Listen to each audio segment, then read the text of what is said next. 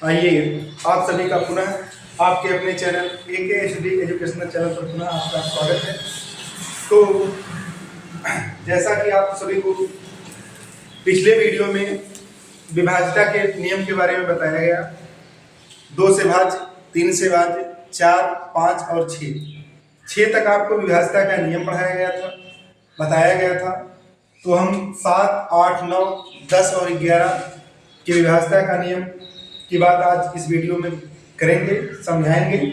और कुछ प्रश्न हैं जो आपके पुरानी यादों को ताज़ा करने के लिए इसमें प्रश्न हम शामिल किए हैं।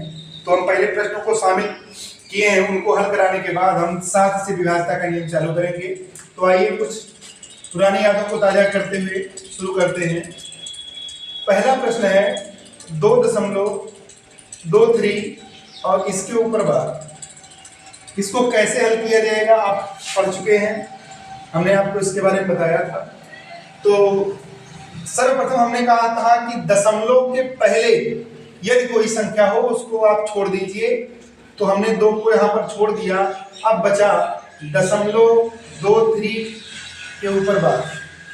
अब इस संख्या को हल करने का हमने तरीका बताया था कि आप इस संख्या को पूरा उतार लीजिए, अर्थात 23 आप लिख लीजिए। अब देखिए कोई घटाने वाली बात नहीं है, इसके पहले कोई संख्या नहीं जिस पर बार नहीं लगा, तो घटाने वाली कोई बात नहीं। और यहां पर अपान करके हम लिखते हैं 99, क्योंकि 2 संख्या के ऊपर बार लगा है तो हम 29 लेंगे। और कोई ऐसी संख्या नहीं है जिसके ऊपर बार नहीं लगा है। अगर से नहीं लगा होता तो हम 0 लिखते जिस संख्या पर बार नहीं लगा। तो इसका आ गया 23/99। अब ये 2 जो छूटा था इसको आप प्लस में ऐड करके लिख सकते हैं, 2 + 23/99। अब इसका गुणा इसमें होगा और ये जोड़ लिया जाएगा। 23 तो 99 का गुणा 2 में होगा और प्लस 23 जुड़ा जाएगा। तो देखिए आगे गुणा करके आपको बता रहे हैं, 2 से गुणा होगा, 2 9 18 के 8 हासिल लगा 1, 2 9 18 1 19, आ गया आपका 198। अब इसमें 23 जोड़ लिया जाएगा, तो आप 23 जोड़ लेंगे तो हो जाएगा 8 3 11 हासिल 1, 9 2 11 और हासिल 1 12, फिर हासिल 1, तो 1 1 हो गया 2, आपका आ गया 221। अर्थात ऊपर लिख सकते हैं आप 221 और नीचे है आपका 99। तो ये इस प्रश्न का आंसर आएगा, इस प्रश्न का आंसर आ जाएगा आपका 221/99। ये भिन्न रूप में परिवर्तित हो गया इस प्रश्न का आंसर। और देखिए कुछ ताजा करते हैं ऐसे ही प्रश्नों को।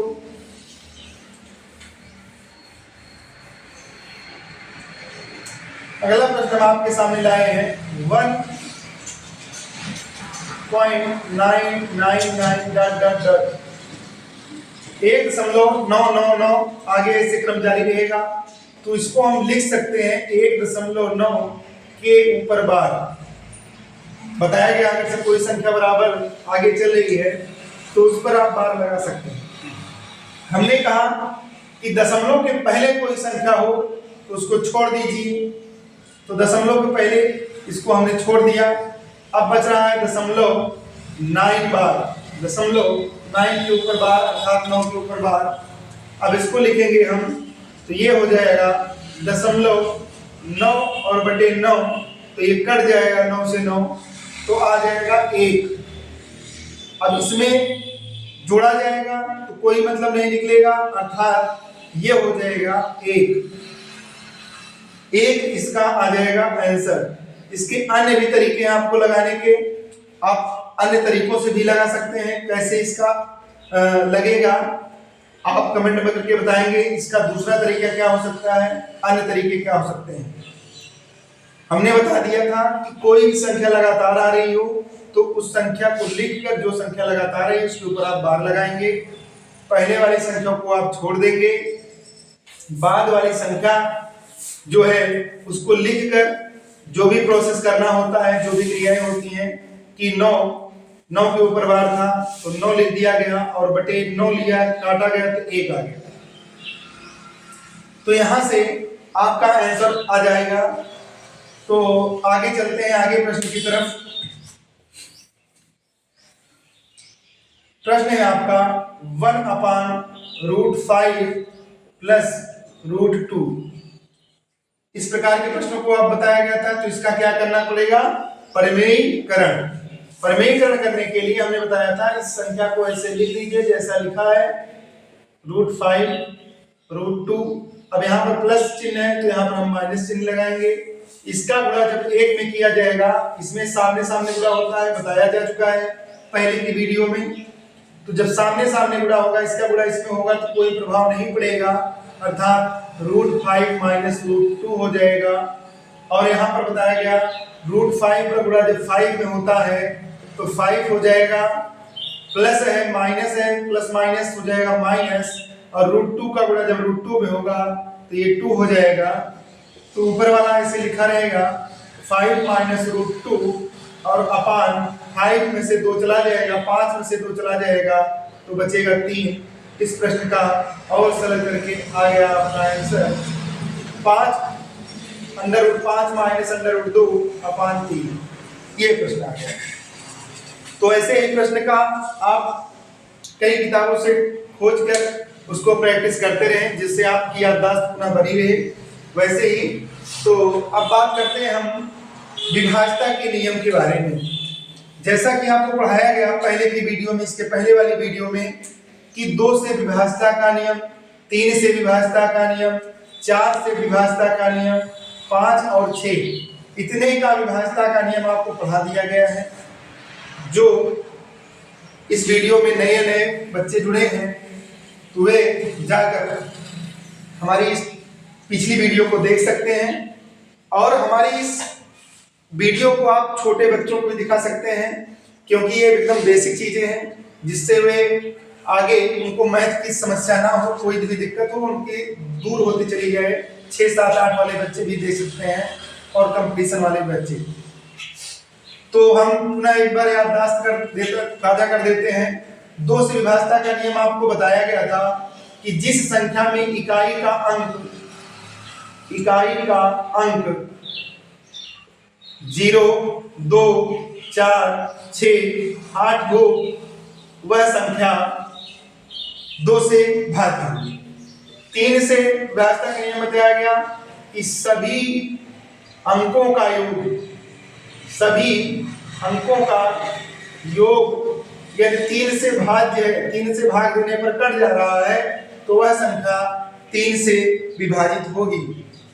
4 से विभाज्यता का नियम बताया गया आपको कि पीछे के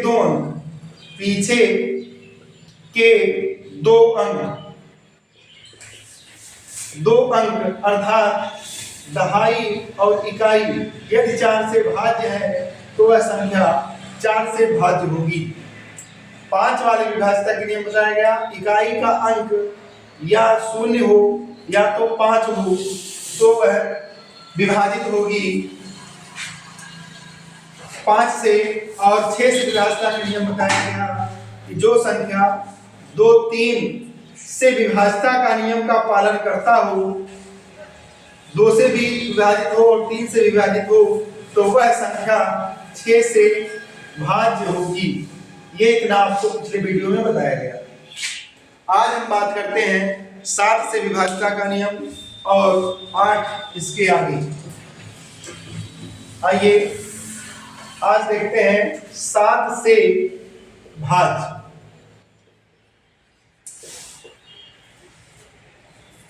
7 से भाज्य जो है कोई भी संख्या हो तो इकाई का अंक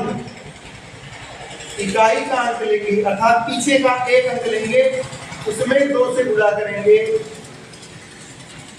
जो आएगा शेष अंक से घटा लेंगे,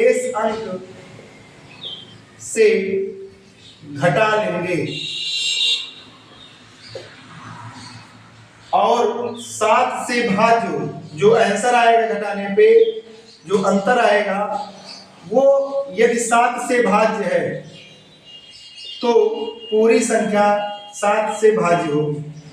अभी उदाहरण के तौर पे आपको सजा देंगे तो और अच्छे समझ में आएगा। जैसे उदाहरण लेते हैं, जैसे 24 29। अब हमने कहा इकाई के अंक में 2 से गुणा करेंगे। इकाई का अंक है 9, 9 में हमने 2 से गुणा कर दिया तो हो गया 18। अब शेष संख्या आपकी ये बच रही, 9 को छोड़कर शेष अंक आपका ये बच रहा है 242। 242 में से हम 18 घटाएंगे तो -18 कर देंगे। अब देखिए यहाँ है, यहाँ सुधार जाएगा, इसमें हो जाएगा 12, 12 में से 8 जाएगा 4 और यहाँ बचेगा 3, 3 में से 1 जाएगा 2 और यहाँ पर 2 हो जाएगा 224। अब हमें नहीं पता चल रहा है कि ये 7 से भाज्य है नहीं भाज्य। अब फिर 224 है। अब यहां से देखिए आगे आपका अंतर घटाने पर 224। अब 224 में फिर हम अंतिम वाली संख्या में अर्थात 4 में हम पुनः 2 से गुणा करेंगे, 4 दूनी 8। अब शेष अंक में से शेष अंक क्या बचा 22, ये वाला अंक, ये 22 बचा है। 22 में से हम फिर 8 माइनस करेंगे तो जब 22 में से 8 माइनस करेंगे आ जाएगा 14 और 14 आप जानते हैं 7 से भाज्य है। इसका मतलब ये पूरी संख्या 7 से भाज्य होगी। फिर से समझ लीजिए, हमने संख्या ली थी 24 29। हमने कहा इकाई के अंक में 2 से गुणा करिए तो इकाई के अंक में हमने 2 से गुणा कर दिया, 9 दूनी 18 आ गया और शेष अंक जो बचा है 242 बचा है।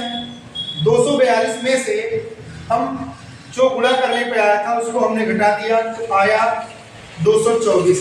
अब हमें तब भी नहीं पता चल रहा है कि यह 7 से भाज्य नहीं है, तो हम क्या करते हैं, फिर इसके इकाई के अंक में 2 से गुणा करते हैं। गुणा करने पर आता है 8, यहाँ पर 4 था, 4 दूनी 8 आया। 8 को हम जो शेष अंक बच रहा है 22 में से 8 घटा देते हैं, आ जाता है 14 और 14 को देखते हैं 7 से कट जा रहा है कि नहीं, तो 7 दूनी 14, 2 बार जाएगा कट जाएगा। इसका मतलब यह पूरी संख्या 7 से भाज्य।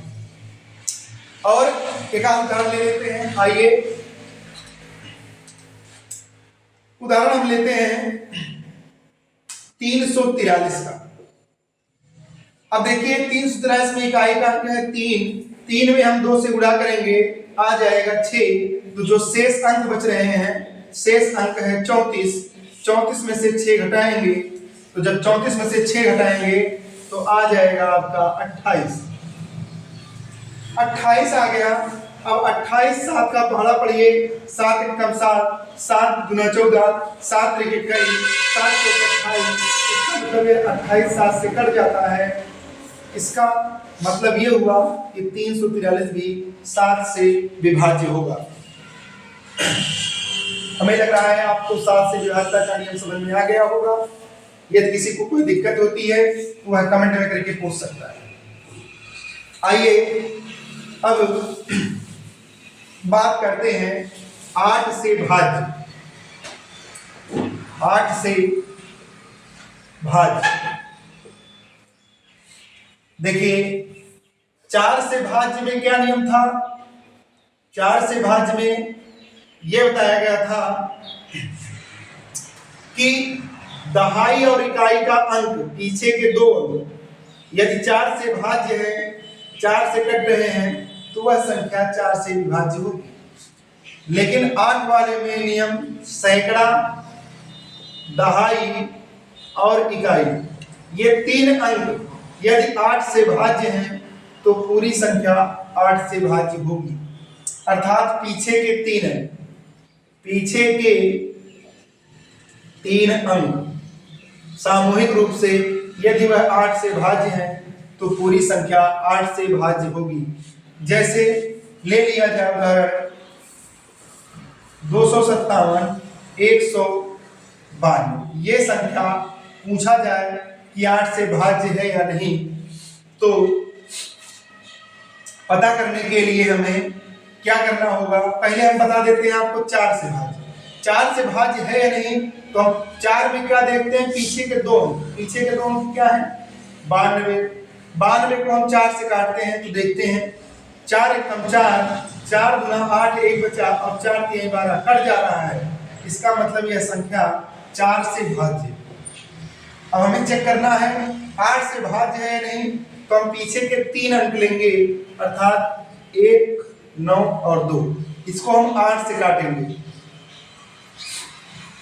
8 1 8, 8 दूनी 16, 16 17 18 19, 3 बच रहा है, 3 बच रहा है, तो 3 यहाँ पर आएगा तो एडजस्ट हो जाएगा, 32 हो जाएगा। तो 8 चौके 32, इसका मतलब पूरा पूरा कट जा रहा है, इसका मतलब यह संख्या 8 से भी भाज्य होगी। ये क्या पता चला कि यह संख्या 4 से भी विभाज्य है और 8 से विभाज्य है। अब क्या हो सकता है कि अगर से 4 से विभाज्य है, 8 से विभाज्य है, तो इसका मतलब ये है यह 32 से भी भाज्य होगी।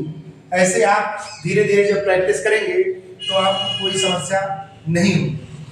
इसका मतलब ये हो गई कि यह 32 से भी भाज्य है। आगे देखते हैं हम 9 से विभाज्यता का नियम। 9 से भाज्य।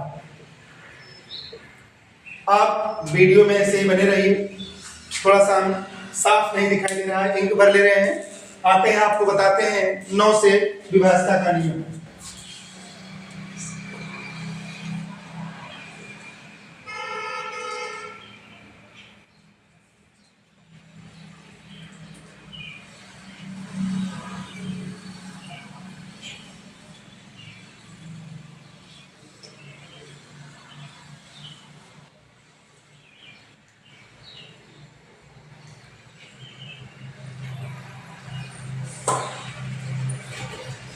हाँ चलिए दोस्तों, आते हैं 9 से भाज्य। 9 से भाज्य में आपको समझना क्या है, जैसे हम बता चुके हैं 3 से भाज्य। 3 से भाज्य बताया अंकों का योग, अंकों का योग यदि 3 से भाज्य है तो वह संख्या 3 से भाज्य होगी। ठीक उसी प्रकार यदि अंकों का योग, अंकों का योग यदि 9 से भाज्य है तो वह संख्या पूरी की पूरी संख्या 9 से भाज्य होगी। उदाहरण लेते हैं, जैसे उदाहरण के तौर पर लेते हैं 290 और 34। अब अंकों को हम जोड़ेंगे, 2 और 9, 9 2 11, 11 3 14 और 14 4 18।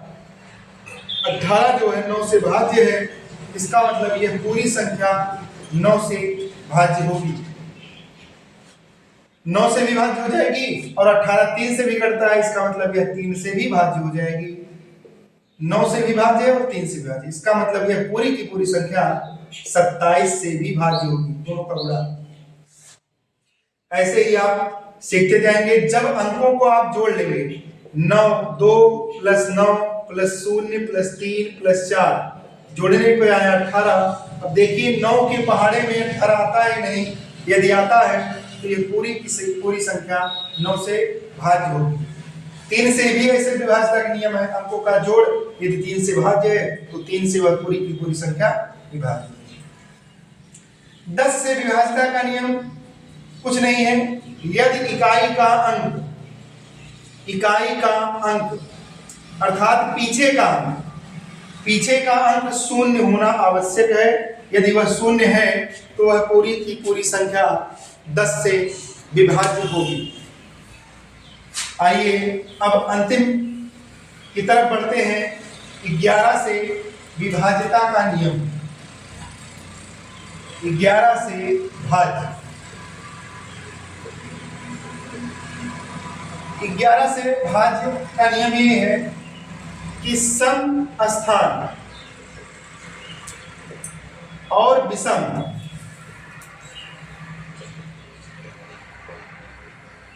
इनको जोड़ लीजिए, इनका योग, समस्थान का योग और विषम स्थान का योग अंकों का, इनका अंतर, अंतर माने घटाव, अंतर माने क्या होता है, घटाव, बताया गया पहले वीडियो में। यदि घटाने पर 0 आए, 11 आए, 22 आए 33 है। कहने का तात्पर्य ये है कि वह 0 हो या 11 से कटने वाली कोई भी संख्या हो तो वह पूरी की पूरी संख्या 11 से भाज्य होगी। जो पहली बार देख रहे हैं उनको सम और विषम समझने में कोई दिक्कत होगी तो हम अभी भी बता देंगे सम किसे कहते हैं, विषम किसे कहते हैं। अन्यथा आप इस चैनल पर जाएंगे, आपको हमारे एक सर हैं पुष्पेंद्र सर द्वारा, उनका वीडियो पड़ा होगा संख्या पद्धति से संबंधित, उसको आप जाकर तुरंत एक बार देख सकते हैं। उसमें प्राकृतिक संख्याएं, पूर्ण संख्याएं, सम, भाज्य, अभाज्य, रूढ़, वास्तविक, काल्पनिक सभी संख्याओं के बारे में बताया गया है। तो उसको आप देख लेंगे तो वहां से आपको मदद मिल सकती है। बहुत ही अच्छा वीडियो, 2 वीडियो उनका है, तो पूरा आपको सम विषम सब समझ में आ जाएगा।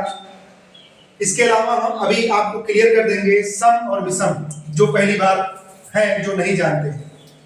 अभी हम उदाहरण लेंगे तो आपको अच्छे से और समझ में आएगा। 11 से भाज्य का नियम क्या होगा कि सम स्थान का योग और विषम स्थानों का योग का अंतर घटा लीजिए। यदि 0 आता है, 11 आता है, 22 आता है, 33 आता है, ऐसा आता है तो वह संख्या 11 से भाज्य होगी। जैसे 712, 63, 62, ये पूरी एक संख्या है, पूरी की पूरी एक संख्या है। अब पूछे कि इसमें यह संख्या 11 से भाज्य है नहीं, तो देखिए ये पहले स्थान एक एक छोड़कर एक इसको एक इसको एक इसको जोड़ लीजिए। जो समझने में दिक्कत है कि सम स्थान विषम स्थान, अभी बता रहे एक एक करके छोड़ लीजिए, एक फिर एक अंक छोड़ा, फिर एक अंक छोड़ दीजिए, फिर एक अंक छोड़ दीजिए, तो जोड़ेंगे 7 2 9, 9 और 3 12 और 12 और 2 14।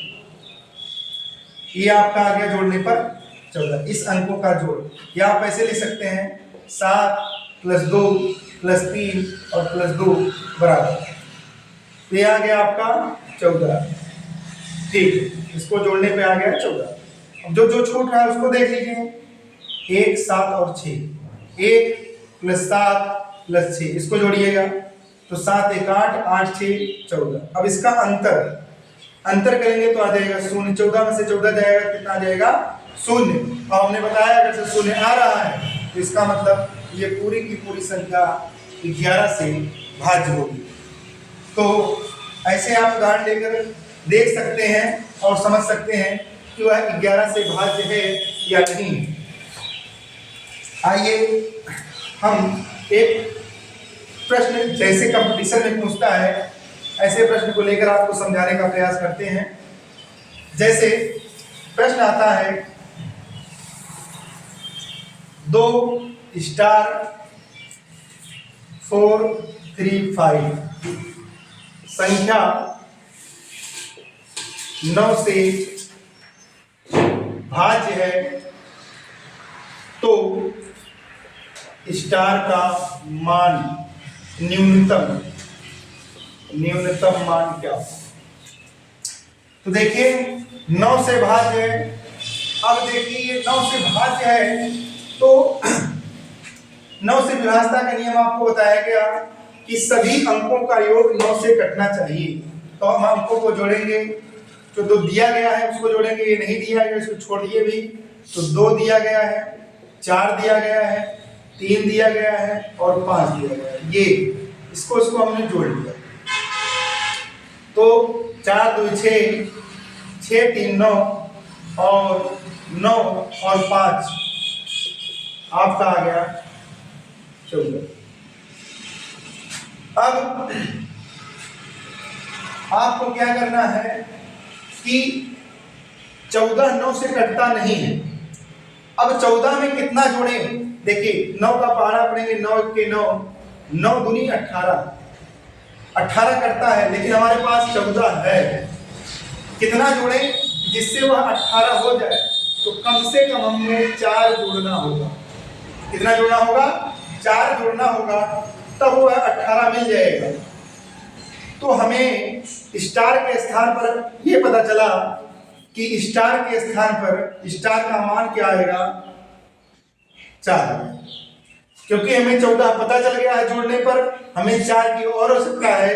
यदि 18 आता जोड़ने पर तो वह विभाज्य होता, तो 4 की कमी है, तो हमें 4 की कमी स्टार के स्थान पर 4 रखने से पूरी हो जाएगी।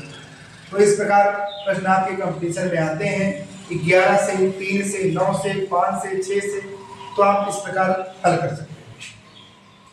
आइए बात करते हैं सम और विषम की बात जो आप कर रहे हैं। सम इसे कहते हैं सम संख्या और विषम संख्या, ये दोनों चीजें समझनी है। सम संख्या क्या मतलब ये हो गया कि जो 2 से भाज्य हो, 2 से भाज्य हो, उसे सम संख्या कहते हैं, सम संख्या कहते हैं। अर्थात अब इसी का उल्टा हो गया कि जो 2 से भाज्य ना हो वो हो जाएगी आपकी विषम संख्या। जैसे देखिए 2 से 2 कट जाता है तो 2 एक सम संख्या है, ये सम है। 4 कट जाता है तो ये सम है। 6 कट जाता है सम है। 8 कट जाता है सम है। 10 कट जाता है सम है। 12 2 से कट जाएगा सम। तो ये सम संख्या है। विषम संख्याओं की बात करें, विषम में 1 नहीं कटता है 2 से, 3 नहीं कटता है, 5 नहीं कटेगा, 7 नहीं कटेगा, 9 नहीं कटेगा और 11 13। तो ये आपकी विषम संख्याएं होंगी जो 2 से भाज्य ना हो, और 2 से भाज्य जो होंगी वो आपकी सम संख्या। हम स्थान की बात कर रहे थे, तो स्थान, सम स्थान किसे कहेंगे? जो 2 पर हो, 4 पर हो, 6 पर हो, उस अंकों को जोड़ेंगे 11 से विभाज्यता के नियम में। और विषम संख्या किसे, विषम स्थान किसे कहेंगे? जो 1 स्थान पर हो, 2 स्थान पर हो, 3 स्थान पर हो, सॉरी 1 स्थान पर हो, 3 स्थान पर हो, 5 स्थान पर हो, 7 स्थान पर हो, उसे विषम स्थान कहेंगे। लेकिन संख्याएं जब पूछेगा तो 2 4 6 8 10 और 12 ये सम संख्याएं होंगी। 1 3 5 7 9 11 13 ये विषम संख्याएं होंगी। स्थान और विषम में अंतर है। सम स्थान और सम संख्या दोनों में ये देखेंगे, जैसे हम बता दे रहे हैं।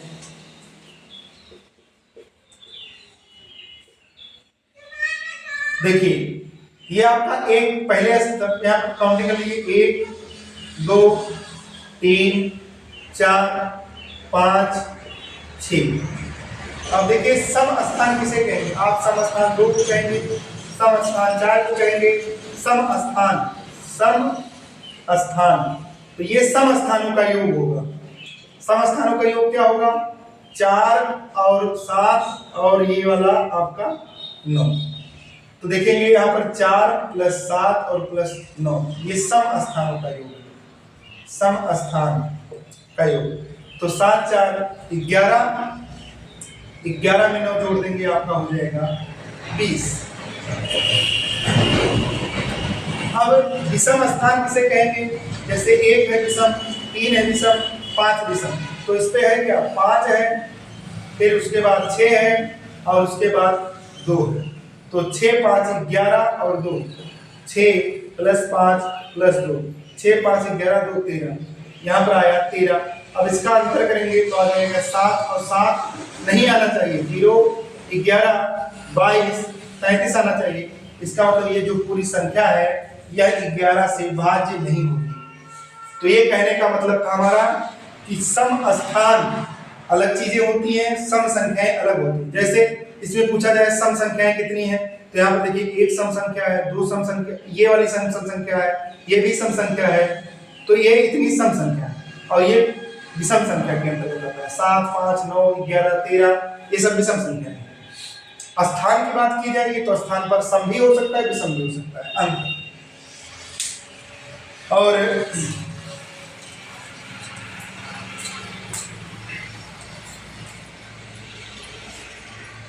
और आप सब जो है उदाहरण के तौर पर जितने भी प्रश्न हो बाहर से संबंधित, भिन्नों का जोड़ घटाव से संबंधित और परमेयीकरण से संबंधित,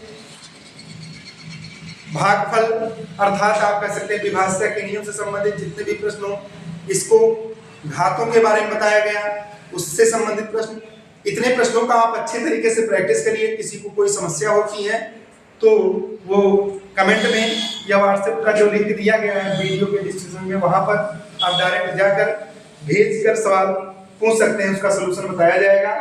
तो आपको तैयार कर लेना है। पहली बात, बार से संबंधित प्रश्न, ये परमेयीकरण से संबंधित प्रश्न,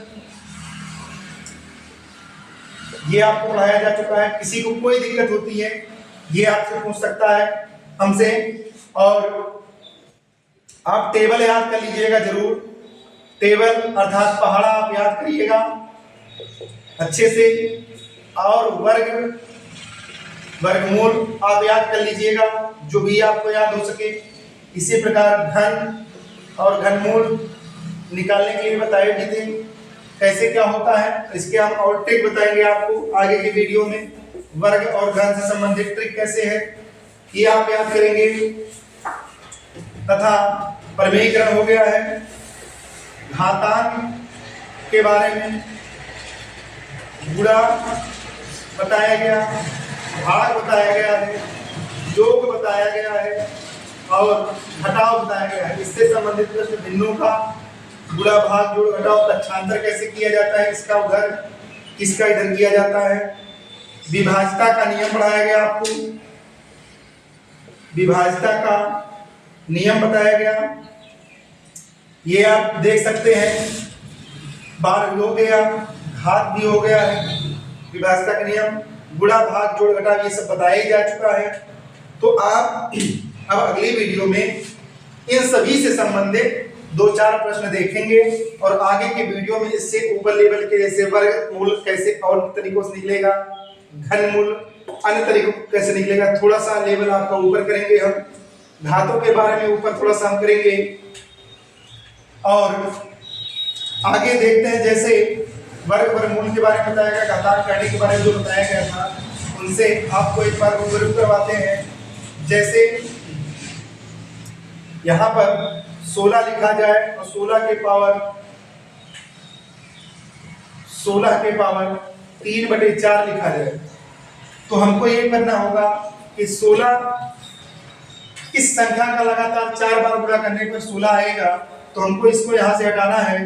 तो देखिए 16 ले लीजिए, ऐसे काटिए। गुणनखंड के बारे में बताया गया था और एक चीज और आपको बताया गया, लासा और मासा से संबंधित आपको प्रश्न दिए गए थे, इसको आप हल कराइएगा। पिछले वीडियो में दिया गया था, इसको आप हल कर लीजिएगा। जिसको कहीं पर दिक्कत होगी वो पूछ लीजिएगा, पिछली वीडियो में हम उसको हल करवा देंगे।